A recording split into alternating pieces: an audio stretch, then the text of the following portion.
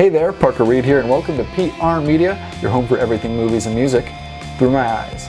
And today we're going to be taking a look at all the 4K Ultra HD Blu-rays that are going to come out for the rest of the year, so you know what to pick up, when to look for it, and what I would recommend personally. And all of this information is coming from Blu-Ray.com. That's where I look for all my release schedules, so shout out to them. This is all going to be from their website. I'm going to use screen capture from their website as well, so you can see a little bit of visual representation of these movies. So check out Blu-Ray.com for all your needs in that department. So the next week that we have for releases is Tuesday, October 13th, and we've got Requiem for a Dream and District 9 coming out in 4K. These are both titles that I plan to pick up. Requiem for a Dream is going to be an interesting movie. It's a Darren Aronofsky movie, so it's going to be an interesting 4K release. And District 9 just kind of makes sense sci-fi. Definitely two I would recommend picking up if you have the chance. The following week on October 20th, that's a big one. We got the Back to the Future trilogy hitting 4K for the first time. That's going to be a big title. It's going to be one a lot of people are going to pick up for Christmas. I plan to pick it up and review it. Of course, a big 4K release in a year where not a lot of stuff is coming out. It's kind of a no-brainer.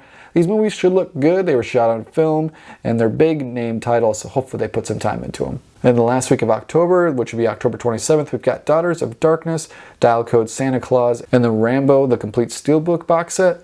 And kind of a ho-hum week for me. I'm not planning on picking on any of those up. I already have all the Rambo movies with slipcases, and I don't want to pay over $100 for a Steelbook set. And the other two are more obscure horror movies. Not a big horror movie guy. I would say kind of lay low during this week because the following one is an extremely big one for 4K. The following week, for as far as new releases go, we have V for Vendetta is hitting 4K for the first time, an incredibly relevant film to this year. And then we have the Game of Thrones Complete Collection coming out.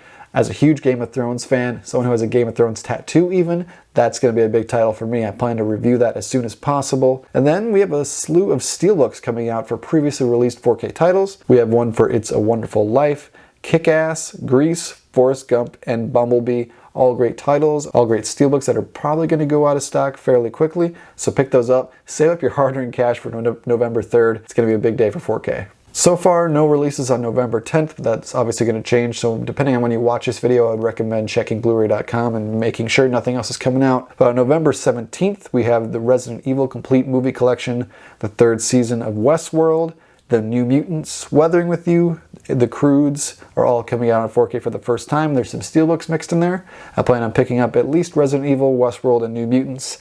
Maybe not on The Croods, because there is a sequel coming out, and I haven't seen this one originally. Another good week for 4K in November. And then on November 24th, the last week of the month of November, we've got Mad Max, the original one from 1979, The Beastmaster from 1982, Cinema Paradiso from 1988, and Train to Busan presents Peninsula, a Chinese-made movie. Might be some good titles, might be some hidden gems. They're not the most high-profile releases. That's totally fine with me. It'll save me a little bit of cash that week. But 4K is really ramping up in the month of December, right before the Christmas and the holidays. On December 1st, we have Beverly Hills Cop, Blade, Lord of the Rings trilogy, Coming to America, The Hobbit trilogy, Chernobyl. Then we have steelbooks and collections for The Lord of the Rings and The Hobbit, Crouching Tiger, Hidden Dragon, Leon the Professional, The Equalizer 1 and 2, and then the Jumanji trilogy is in one pack. Holy damn, that's going to be an expensive day. Just The Lord of the Rings and The Hobbit alone are going to run you $200, so save up your cash for that. Lord of the Rings finally hitting 4K is a big deal. It's been rumored for many years.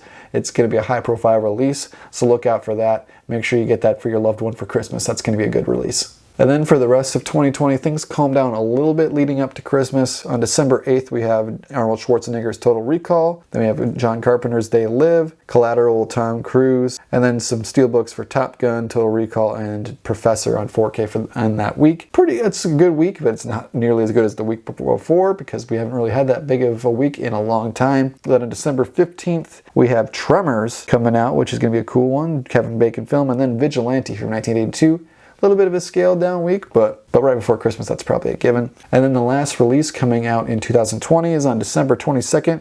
We have the animated Akira film from 1988. So that's a plethora of releases you can get for your loved one for Christmas or for yourself personally, just randomly. I know I will be. But if you're looking for a gift for that 4K lover in your life, check out the Back to the Future trilogy or the Lord of the Rings trilogy. Those are going to be two of the big ones for the rest of the year. Those are bound to make any cinemaphile happy. I highly recommend those, and I'll have reviews of everything else that I pick up, so make sure to subscribe for that. Thank you so much for watching this video. If you liked what you saw here, you can check us out on Facebook or Instagram, and like, comment, and subscribe if you so choose. My name is Parker Reed. You've been watching PR Media. keep supporting physical media, and I'll see you next time.